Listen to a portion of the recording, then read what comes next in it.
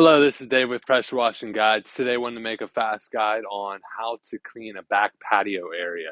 So I'm out of Southwest Florida. Most of the patios down here are actually tile floor or pavers, which I mean is about the same cleaning. So with pavers, you're going to use, I always do like a high pressure, and then I'll put a solution on at the very end, like a post treat that will clean up anything I might have missed.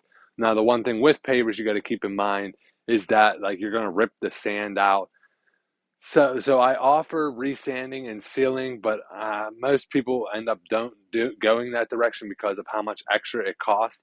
They just want it clean, so they don't care that there's a lot of sand actually still in the pavers or not. And I haven't heard of or had any issues where the pavers are sliding around because they weren't sanded. But in this situation, it's actually just painted on. So there's painted on, and then there's also where they can like dye it, where the dyeing the pave or dyeing the concrete will actually sink in a lot better and last a lot longer. This one I can tell it was just straight rolled paint on, and as you start to look closer, you can already see a lot of the spots starting to fade. So in this scenario, this one is very bad.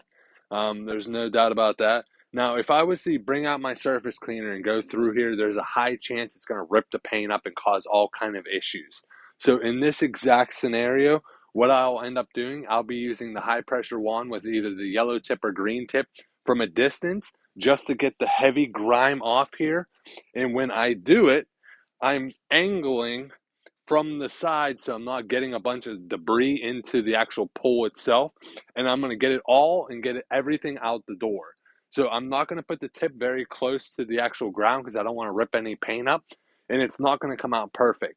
Afterwards, I am then going to put 3 to 4% SH on the actual surface, which should kill everything else.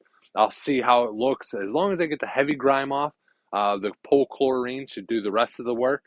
Let it sit for about 10-15 minutes. See, okay, it looks good. Rinse it off, and then I'll lay one more coat down as a final coat that I'll just leave on there, and that's it.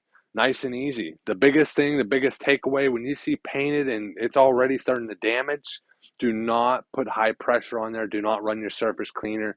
It will be a disaster. You'll be coming back here to actually paint. I hope you were able to take something away from this.